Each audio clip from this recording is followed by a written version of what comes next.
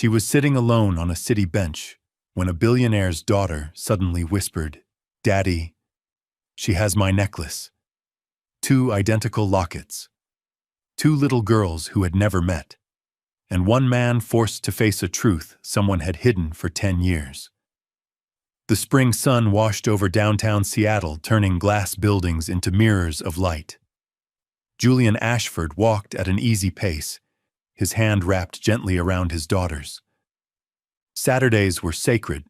No boardrooms, no numbers, just him and Maisie, 7 years old, humming softly as they passed storefronts near the waterfront. Julian looked like a man who had solved life.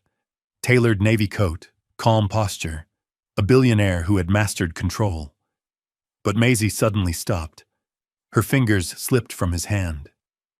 "Daddy," she whispered. Julian turned, smiling out of habit. "What is it, sweetheart?" Maisie didn't answer. She was staring across the street, eyes wide, fixed on a small figure sitting alone on a public bench. A girl older than her, maybe 10, sat with her knees pulled close, a worn backpack resting at her feet. "She looks like me," Maisie said quietly. Julian chuckled softly. Lots of people look alike. Then he really looked. The girl's face carried a familiar geometry, the curve of her cheek, the line of her jaw, and something deeper, something that tightened his chest before his mind could catch up. Maisie reached up and touched the thin chain beneath her own collar. "And Daddy," she added, voice trembling with certainty, "she has my necklace." Julian's breath stalled. He followed Maisie's gaze down to the girl's neck. There it was. A small silver locket, a delicate star engraved at its center. Simple, elegant, identical. Julian knew that necklace. It had been custom-made, a birth gift, one of two. The world around him blurred, cars passing, people laughing, the city alive and loud, while his pulse thundered in his ears. "That can't be," he murmured. But the metal didn't lie. Across the street, the girl lifted her head just slightly. Her blue eyes met Julian's for a fleeting second. And in that instant, something long buried inside him stirred awake. Maisie gently pulled the locket from beneath her sweater, holding it in her small palm like proof. "Mom said this was special," she said. "She said it was for me, from the day I was born." Julian's eyes never left the girl across the street. "Yes," he replied slowly. "It was." The girl shifted on the bench, uncomfortable under attention.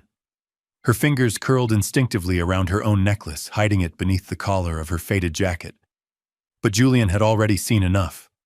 The clasp, the engraving, even the tiny flaw near the edge, an imperfection from the original mold.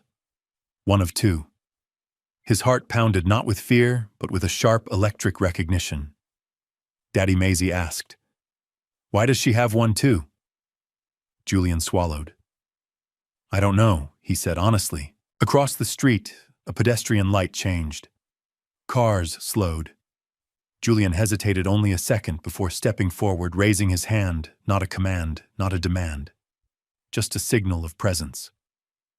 The girl stiffened, but didn't run. Julian approached carefully, keeping his voice calm, measured. "Hi," he said, stopping a respectful distance away. "My name is Julian. This is my daughter, Maisie." The girl studied him, eyes alert, but not afraid. Just tired. "I'm Regina," she said at last. Clear, practiced, like she'd learned her name mattered. Maisie smiled. "I like your necklace." Regina's hand flew to her chest. "It's important," she said quickly. Julian nodded. "I understand." He crouched slightly, lowering himself to her level without invading her space. "Would it be okay if we talked for a minute?" he asked. "If not, that's fine too."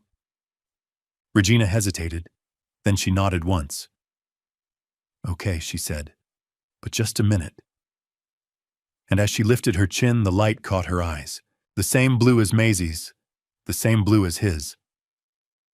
Regina sat straighter now, as if preparing for questions she had answered too many times before. Julian kept his tone gentle. Are you waiting for someone, Regina? She shook her head. Not today. Maisie stepped closer, curiosity outweighing caution. Do you want hot chocolate? She asked. There's a cafe right there. It's warm. Regina glanced at Julian, searching his face, not for wealth, not for authority, but for intention. Julian met her gaze evenly. No obligation, he said. Just a drink. Public place. You choose. Regina considered this, then gave a small nod. Inside the cafe, Regina chose a seat near the door, backpack tucked close. Julian noticed but didn't comment. As steam curled from their mugs, Maisie leaned forward, eyes bright. We were born the same way, she said suddenly. Mom gave me this necklace when I was a baby. Regina's fingers tightened around her cup. My mom gave me mine too, she said quietly. She said it meant I belonged somewhere, even when things felt confusing. Julian felt the words land deep. What's your mom's name? He asked gently. Regina didn't hesitate. Nora Quinn. The name struck him like a bell rung in a silent room. A memory surfaced years ago. A temporary hire, quiet, reliable. A woman who kept her head down and left without trouble. Nora Quinn. Julian kept his face neutral, but his pulse quickened. And how old are you, Regina? He asked. 10, she replied. I'll be 11 in May. Julian's mind raced dates aligning with terrifying precision. Maisie reached out, touching Regina's sleeve. If you're my sister, she said simply, you can sit next to me anytime. Regina looked at her, something fragile flickering behind her eyes. Julian watched the two girls, two identical necklaces, catching the light. And for the first time, he didn't try to explain it away. He let the question form. Who are you? Really? The cafe hummed softly with weekend conversations, cups clinking, steam rising. Julian let the noise exist between them, space where no one had to explain themselves. Regina sipped her hot chocolate carefully, as if she didn't fully trust it yet. Maisie, by contrast, blew on hers dramatically and giggled when the foam touched her nose. Julian watched Regina without staring. He noticed the small things. The way she positioned her backpack so it rested against her ankle. The way she glanced at the door every few minutes. The way her shoulders loosened just a little when Maisie laughed. You don't have to finish it, Julian said gently. You can take it with you. Regina nodded. Thank you. Maisie leaned forward again. Do you go to school? Yes, Regina answered. When I can. Julian didn't press. He had learned through business and life alike that pressure closed doors faster than silence. That necklace, he said, finally, voice calm. Your mother gave it to you when you were born. Regina hesitated. Then she nodded. She said it was a gift from someone who mattered. Someone who helped bring me into the world. Julian felt his chest tighten, but he kept his face steady. My daughter's mother gave her the same necklace, he said. Same design, same maker. Regina looked up, startled. Really? Yes. Maisie lifted hers again, comparing it openly now. Regina slowly did the same, side by side, two identical stars, two small lives somehow orbiting the same invisible center. My mom said it meant direction, Regina whispered. Like, even if you're lost, you're still moving towards something. Julian swallowed. Regina, he said carefully, can I ask you something a little serious? She nodded once. Okay. Do you have an adult who checks in on you regularly? Regina's expression closed, not fear but caution. There are people who help, she said, and places. I'm not alone. Julian respected the boundary. I'm glad to hear that. Maisie frowned slightly. But you look lonely. Regina gave a small smile. Lonely isn't dangerous. Julian felt the weight of that sentence settle heavily between them. When they stood to leave, Julian slid a simple card across the table, no logos, no titles. My number, he said. If you ever need something. Food, answers, or just to talk. Regina studied the card for a long moment. Then she tucked it carefully into her backpack. They said goodbye outside the cafe. No promises, no dramatic gestures. Just a quiet wave as Regina disappeared into the moving crowd. Maisie watched until she was gone. "Daddy," she said softly, "she's not pretending." Julian looked down at his daughter. "Pretending what? That she's okay," Maisie replied. Julian didn't answer right away. On the drive home, the city blurred past the windows, but Julian's mind was somewhere else years earlier, another city, another version of himself. A woman standing in the hallway of his New York apartment. Nora Quinn, temporary staff, quiet, professional, invisible by design. He remembered almost nothing about her, and that terrified him. That evening, after Maisie fell asleep, clutching her locket in one small fist, Julian sat alone in his study. He opened an old digital archive employment records assistant notes internal messages. There it was. Nora Quinn, temporary household staff, 2015. 3 months of employment. Clean record, no issues. But beneath the file were notes Julian had never seen. Attempted contact, redirected. Personal matter, marked non-urgent. Follow-up requested, not approved. Julian's jaw tightened. He made a call. "Hi, it's Julian Ashford," he said quietly when his former executive assistant answered. "I need you to check something for me, from years ago." A pause. "Yes," she said slowly. "I remember Nora. What happened to her messages?" Another pause, longer this time. "They were intercepted," she admitted. "At the time, Serena asked that anything personal be filtered. She said it was for the family's stability." Julian closed his eyes. "How many messages?" he asked. "Several," the assistant replied. "Over months."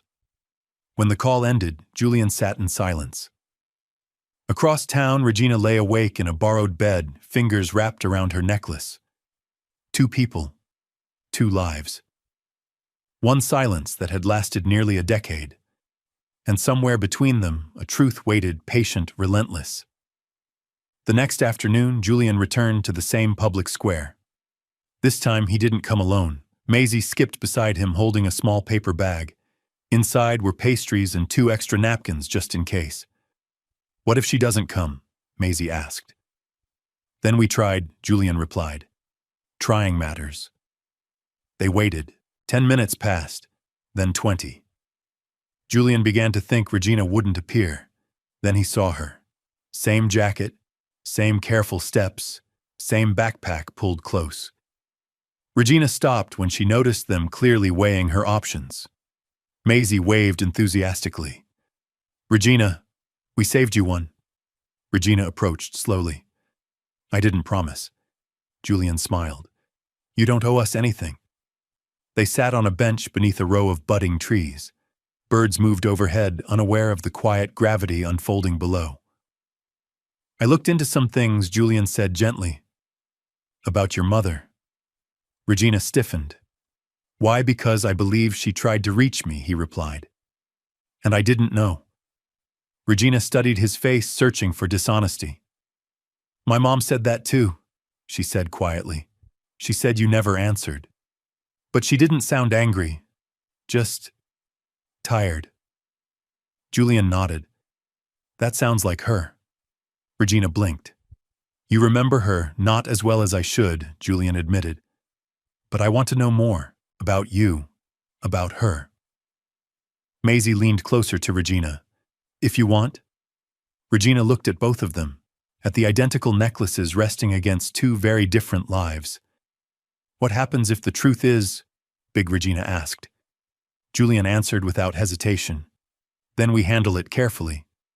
Legally. Kindly. Together." Regina took a breath. "Okay," she said. "Then I want to know." Julian felt something shift, not relief, not victory, responsibility. And this time he didn't turn away. They walked slowly through the park, not in a straight line, letting the afternoon stretch naturally around them. Maisie skipped ahead, stopping to admire flowers and ducks giving the adults space without realizing it. Regina kept close to Julian, but not too close. Close enough to listen, far enough to leave if she needed to. Julian chose his words carefully. When your mom talked about me, he asked, what did she say? Regina stared straight ahead. She said you were busy. Important. That sometimes important people don't get messages meant for their hearts. Julian felt the quiet sting of that truth. She said you didn't know about me, Regina continued, and that if you did, things might have been different. Julian stopped walking. I believe her, he said, and I'm starting to understand why those messages never reached me.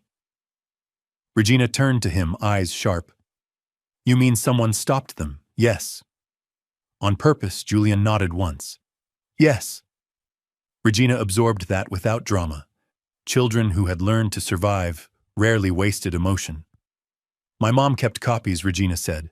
Letters. She didn't show them to me, but she said they were polite. Not begging. Julian exhaled slowly. That sounds like her. They reached a bench overlooking the water. Julian sat, keeping his posture open.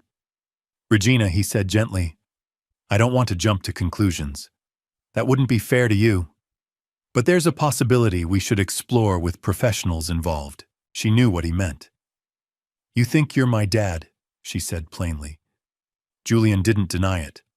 I think it's possible. Regina's hands curled around the straps of her backpack. And if it's true, then I take responsibility, Julian replied. Not just emotionally, legally, carefully. And if it's not, she asked. Then you still deserve support, he said.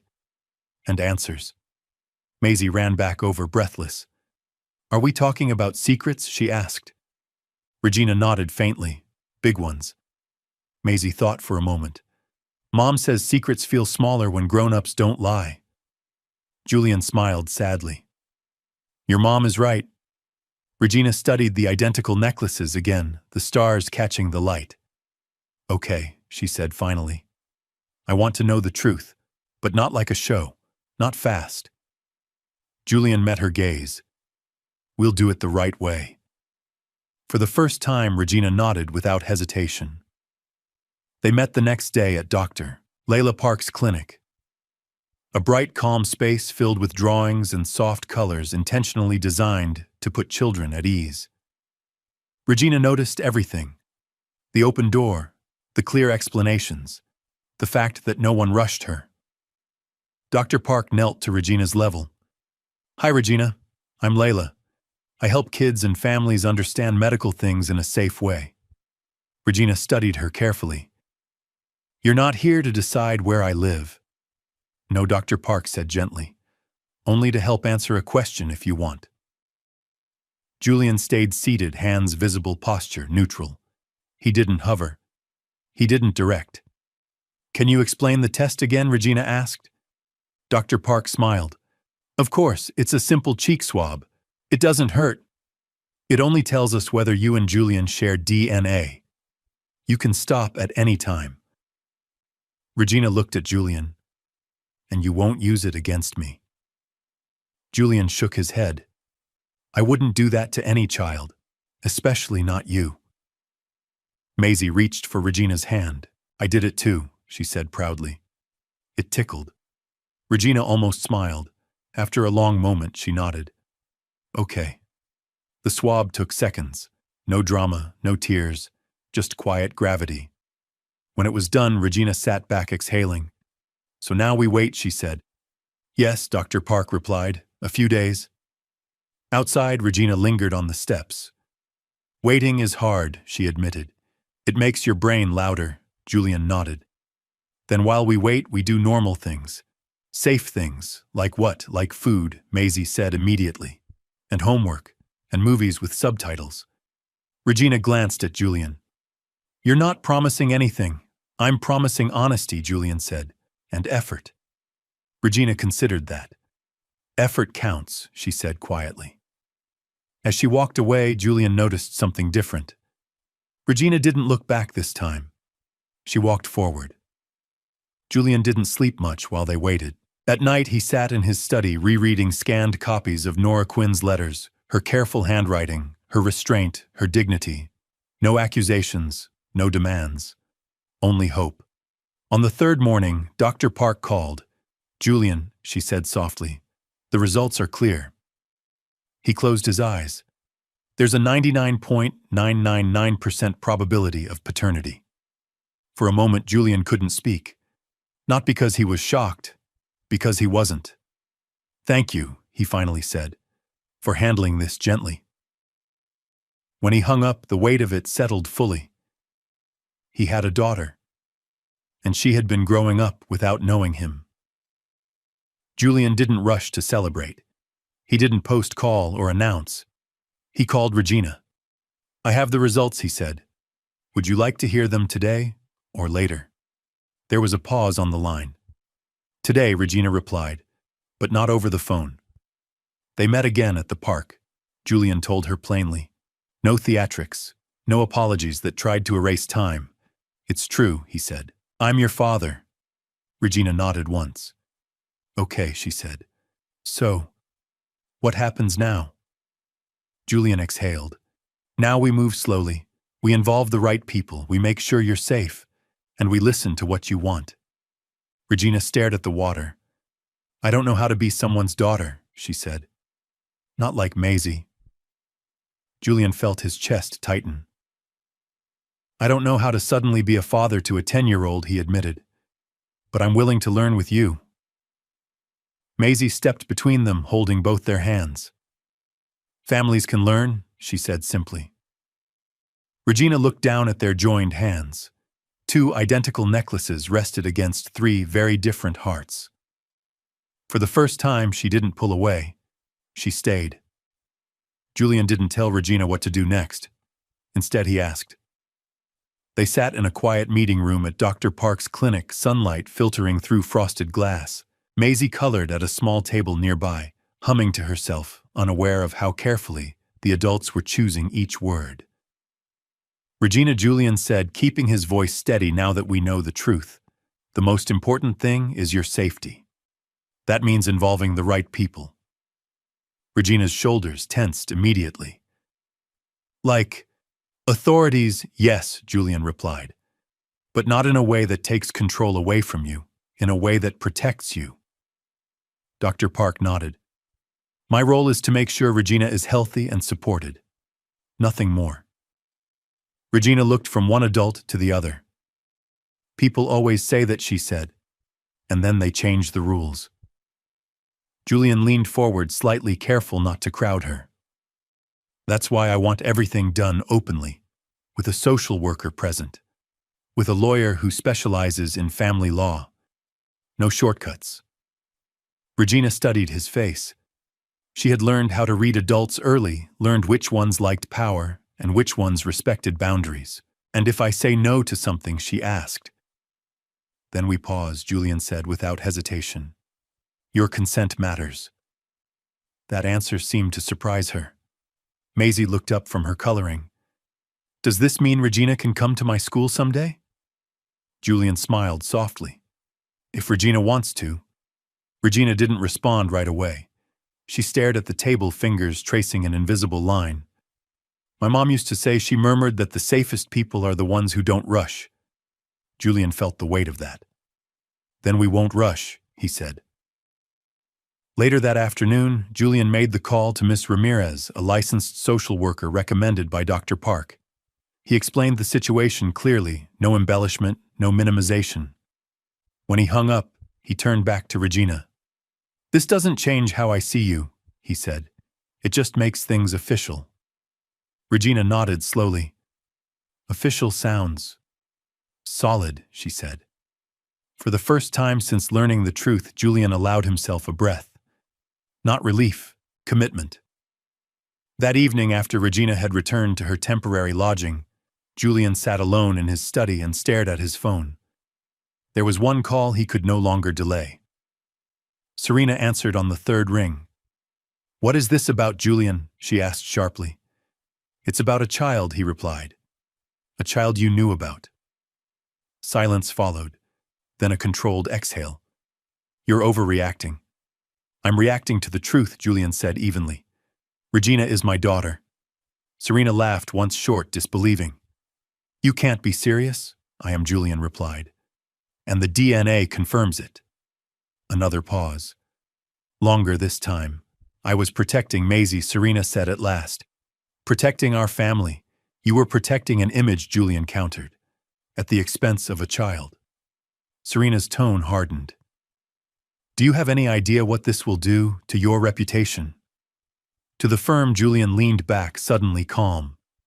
If my reputation can't survive me doing the right thing, then it doesn't deserve to. You're letting guilt cloud your judgment, she said. No, Julian replied. I'm letting responsibility guide it. After the call ended, Julian sat in silence, absorbing the truth. The greatest betrayal hadn't been cruelty. It had been convenience. The next morning, Ms. Ramirez arrived for an initial meeting. She spoke with Regina privately, her voice warm, her questions gentle and appropriate. Later, she spoke to Julian. Regina is cautious, Ms. Ramirez said, but she feels respected here. That matters. Julian nodded. What's the next step? Temporary guardianship, Ms. Ramirez replied. While the court reviews the case, it ensures stability. Julian didn't hesitate. Do it. When Regina returned, Julian explained everything clearly, no legal jargon, no pressure. If at any point you feel uncomfortable, he told her, we talk. Regina listened, then surprised him. I want this, she said. Not because you're rich. Because you didn't lie. Julian felt his throat tighten. Trust, he realized, wasn't given. It was earned quietly. The house felt different with Regina in it. Not louder, not brighter, just fuller. Regina stood in the entryway, backpack still on eyes, scanning the space. High ceilings, clean lines, soft light. You don't have to stay, Julian said gently. This is temporary, just until the paperwork is in place.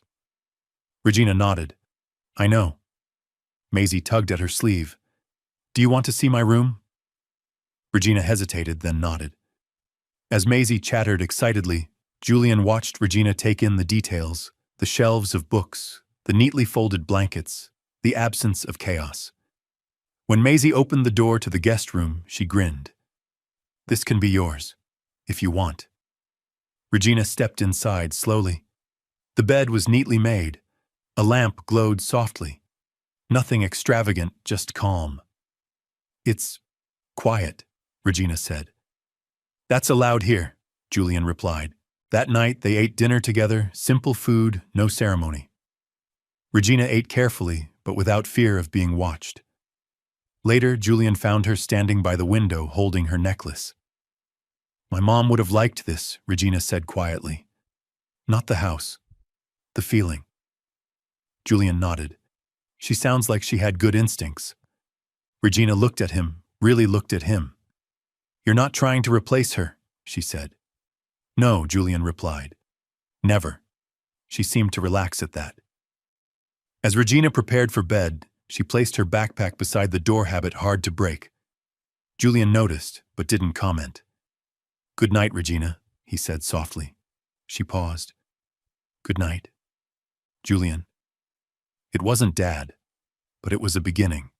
And for tonight, that was enough. The first headline appeared on a Tuesday morning. Julian saw it before he even finished his coffee. Not on the front page, not yet. Just a quiet mention on a financial blog that liked whispers more than facts. Prominent tech investor files emergency guardianship petition.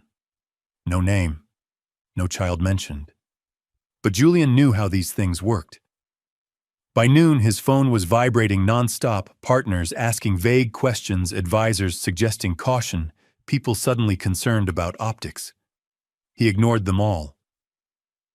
Down the hall, Regina sat at the kitchen table with Maisie carefully coloring inside the lines of a picture Maisie had drawn for her, a house with 2 stars in the sky. People are talking, Regina said suddenly without looking up. Julian paused. About what? About you, she replied. They always talk when something changes. Julian walked over and sat across from her. You're right. And I want to be very clear about something. Regina finally looked up. No one is allowed to talk about you without protecting you first, he said. Not reporters, not investors, not family. Regina studied his face.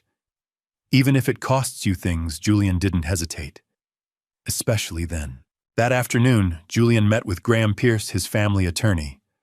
The plan was careful and lawful: temporary guardianship, privacy protections, sealed records for Regina's school enrollment. Someone will leak, Graham warned. They always do. Julian nodded. Then we don't hide. We control the truth. That evening, Regina overheard part of a phone call, Julian's voice firm, measured. She's a child, he said. Not a headline. Regina retreated quietly to the guest room. Julian found her later sitting on the bed, necklace resting in her palm. My mom said, Regina murmured, that when people stare, it's because they don't know how to understand something gentle. Julian sat beside her, leaving space. Your mom sounds wise? She was, Regina said, even when she was tired. Julian swallowed. Would you like people to know your story? Regina thought for a long time. I don't want to be a secret, she said finally. But I don't want to be a show either. Julian nodded. Then we'll do neither. Outside, the city buzzed, unaware that a quiet promise had just been made. The box arrived on Friday morning.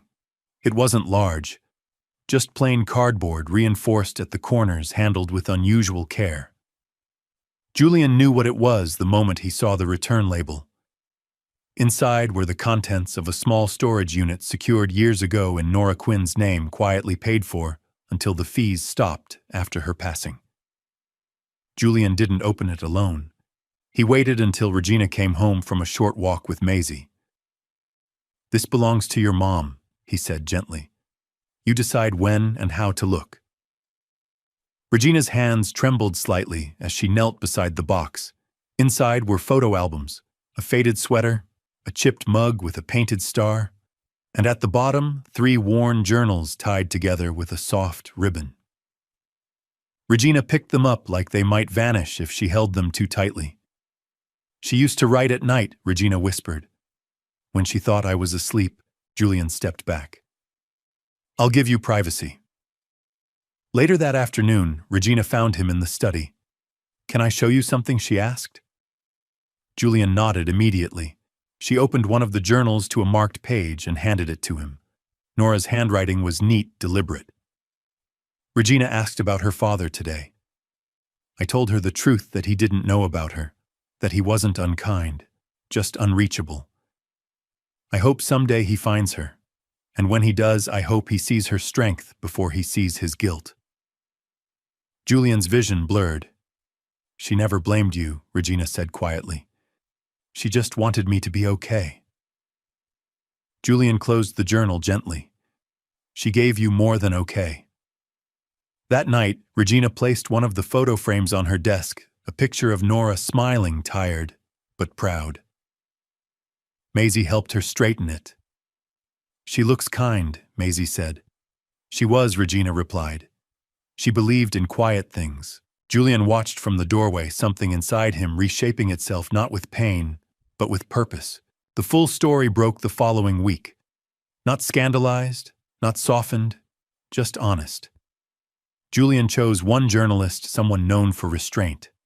No photos of Regina's school, no speculation, no past that wasn't hers to share. The headline read, Investor acknowledges daughter commits to care and accountability. Regina read it carefully. They didn't say I was rescued, she observed. No, Julian replied. They said you were protected. At school, Maisie's teacher noticed the change immediately. Maisie was more attentive, more serious. She's being very brave, Maisie told her teacher. She's learning how to stay. At home, Regina watched Julian deal with the fallout, board members questioning timing partners, suggesting he step back. Julian didn't raise his voice. He just didn't move. One evening, Regina found him alone in the kitchen. Are you in trouble because of me? She asked. Julian turned to face her fully. No, I'm being tested. By who? By people who don't understand that doing the right thing sometimes costs something. Regina nodded. My mom said that too. She hesitated, then asked, Do you ever wish you hadn't found me? Julian answered without pause. Number. She studied him closely, searching for cracks. Finding none, she exhaled. That night, Regina didn't place her backpack by the door. She set it in the closet instead. A small act. A huge signal. As Julian turned off the lights, Regina's voice stopped him. Julian, yes.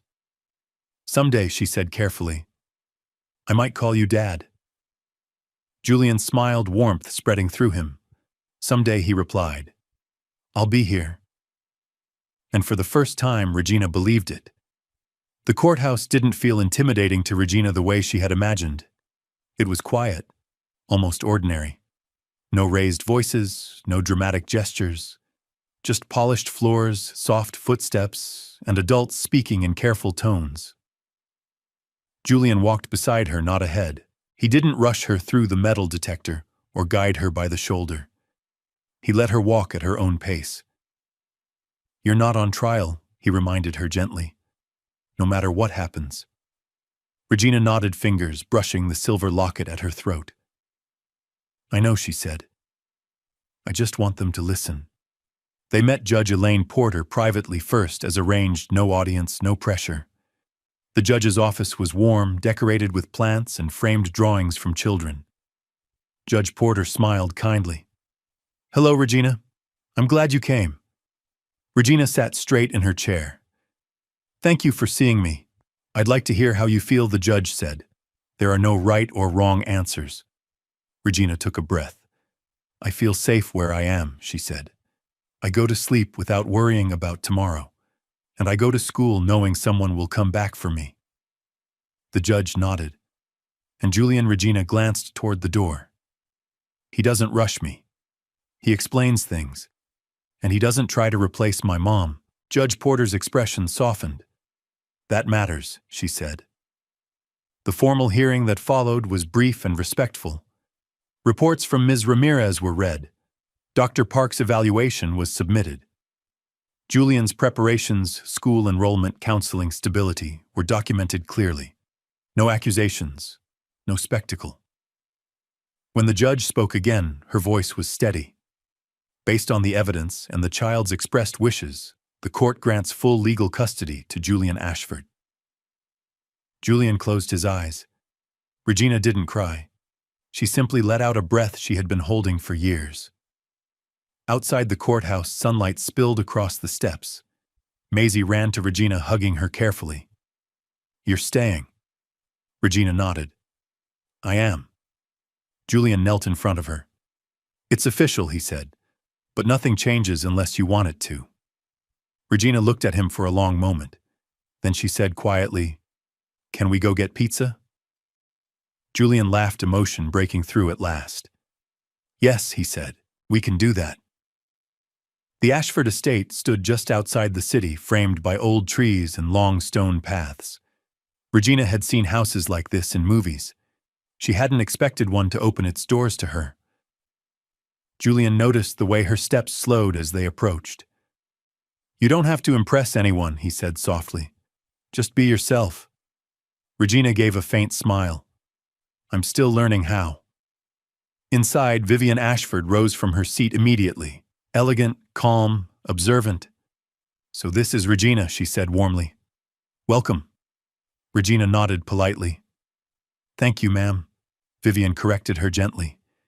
You may call me Vivian. Or Grandma, if that ever feels right.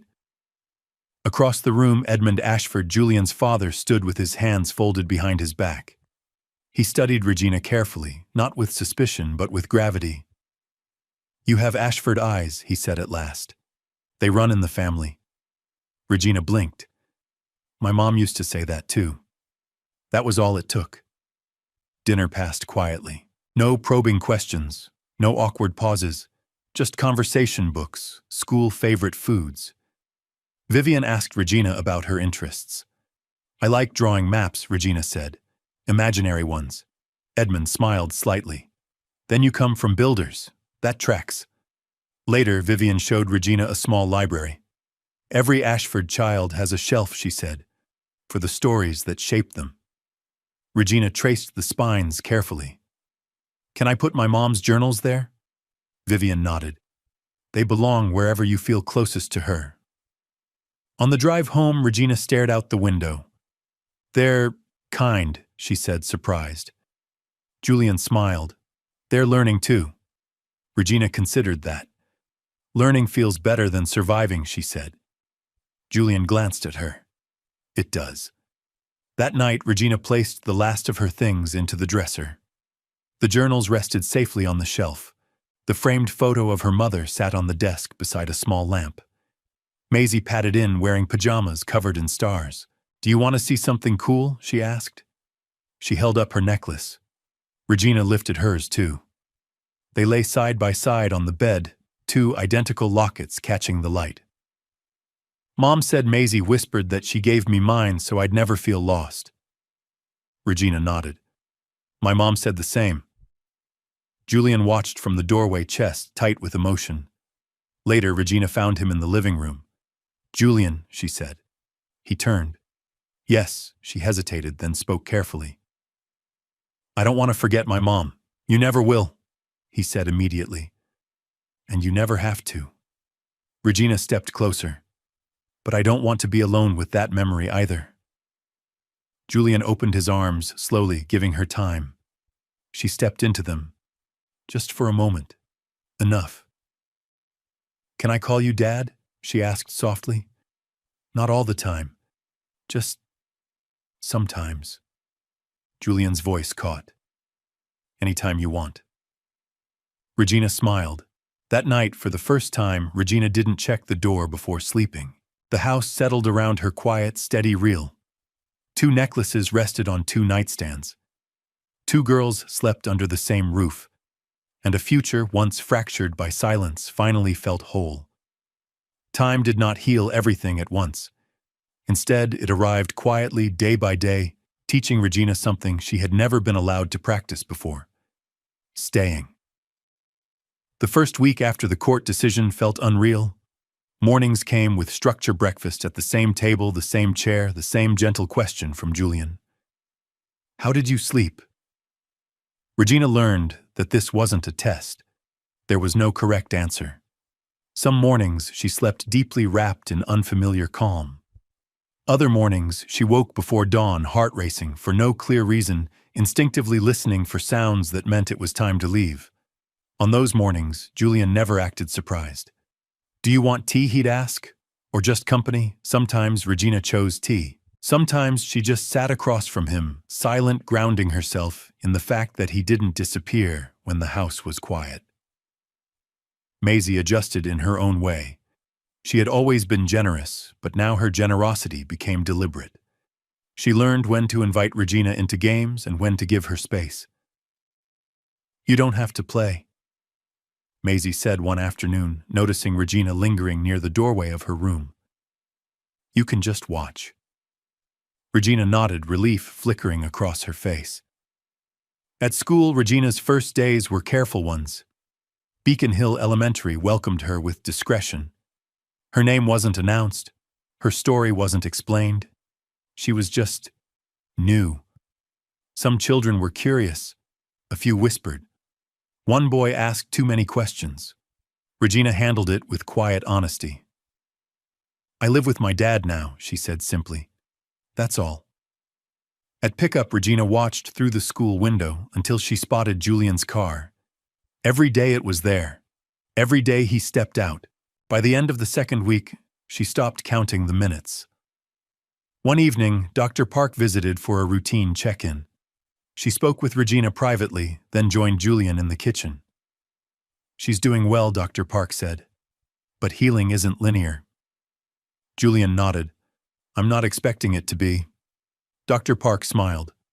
Good. She's learning something much harder than trust. What's that? Julian asked. That stability doesn't disappear when you relax. Later that night, Regina sat on her bed, one of her mother's journals open in her lap. She wasn't reading, just holding it. Julian knocked lightly on the doorframe. Can I come in? Yes, Regina said. He sat in the chair across from her. My mom wrote about this feeling, Regina said quietly. When things finally slow down, your brain doesn't know what to do. Julian listened. She said silence can feel loud if you've lived in noise too long. That sounds like her, he replied gently. Regina hesitated. Do you ever think about what we missed? Julian considered his answer carefully. Yes, he said, but I try not to live there. Why? Because living there keeps me from being here, he said. With you. Regina absorbed that. After a pause, she said, I think I want to hang my mom's picture in the hallway, not just my room. Julian smiled. I think that would honor her. They hung the photo together the next morning. Nora Quinn's smile, soft, determined, found a place among the family frames. No one questioned it. As weeks passed, Regina began leaving small signs of permanence. A bookmark left on the kitchen counter. Shoes placed neatly by the door, not packed, just waiting. Her backpack resting against a chair instead of her shoulder. One night after a movie, Regina curled up at the far end of the couch. Without thinking, she leaned against Julian's arm. She froze. Julian didn't move. After a moment, she relaxed again. He stayed exactly where he was, learning how to stay. Regina realized was not about holding on. It was about realizing you didn't have to. Spring deepened into early summer, and with it came moments that felt almost ordinary. Ordinary, Regina learned, was extraordinary. Saturday mornings became pancake mornings. Maisie insisted on shapes, stars, hearts, once an ambitious attempt at a dinosaur. Regina preferred plain pancakes with just a little syrup. You don't have to match us, Julian said one morning when she declined chocolate chips. Regina smiled. I know. I just like knowing I could. That afternoon, Vivian Ashford visited. She didn't arrive with expectations, only a box of old photographs and a calm presence. These are family albums, Vivian said. I thought you might like to see where you come from. Regina studied the photos, carefully, faces that looked like hers in unfamiliar ways. They look serious, she said. Vivian chuckled. Ashfords often are, but seriousness doesn't mean coldness. Regina glanced at Julian. He laughs more than I expected. Julian raised an eyebrow. Careful, I have a reputation. Later, Vivian asked Regina if she wanted to add something to the family album. Regina hesitated. Can I add my mom too? Vivian didn't pause. Of course. Together, they placed Nora's photo gently into the album. No one said a word. That evening, as the sun dipped low, Regina and Maisie sat on the back steps comparing their necklaces again. Do you ever wish yours was different? Maisie asked. Regina shook her head. No, I like that it's the same. Me too, Maisie said. It makes me feel like we started together, even if we met later. Inside, Julian watched them through the window, heart full in a way that felt both tender and terrifying. Later that night, Regina approached him in the kitchen. Dad, she said. The word was tentative, careful. Julian turned slowly, giving it the space it deserved. Yes, Regina swallowed. Does being a family mean we'll never mess up? Julian smiled softly. No. It means we'll mess up and fix it together. She nodded. Okay. A few days later, Regina came home from school unusually quiet. Julian noticed immediately. Do you want to talk or just sit? Regina sat. After a long moment, she said, Someone asked me why my mom isn't here. Julian waited. I told them she is, Regina continued, just not in the way they understand. Julian felt pride rise quietly in his chest. You explained it perfectly, he said. That night, Regina wrote her first entry in a new journal. Not about fear, not about loss, but about a house that stayed warm even when it rained. About a dad who listened more than he spoke. About a sister who didn't ask questions, just made room. As she closed the journal, Regina placed it beside her mother's old ones, not replacing them, joining them. Before bed, Regina paused at Julian's door. "Dad, yes. If I forget to say thank you sometimes, it doesn't mean I don't know." Julian walked over and rested a hand lightly on her shoulder. "I know," he said. "You don't owe me gratitude. You belong." Regina smiled, small, real, unguarded. As she turned down the hallway, the house settled into its familiar quiet. Not the silence of uncertainty, but the peace of something that had finally found its place. A year passed, not with fanfare but with quiet consistency. Seasons changed outside the Ashford house, and inside it, something steadier took root. Regina learned the rhythm of mornings, the soft clink of Julian's coffee mug, the hum of the kettle, Maisie's feet padding down the stairs, before she remembered to be quiet. Regina no longer startled at the sound of keys in the door. She knew who they belonged to. On a clear spring afternoon, the house filled with sunlight and laughter as preparations were made for a small gathering.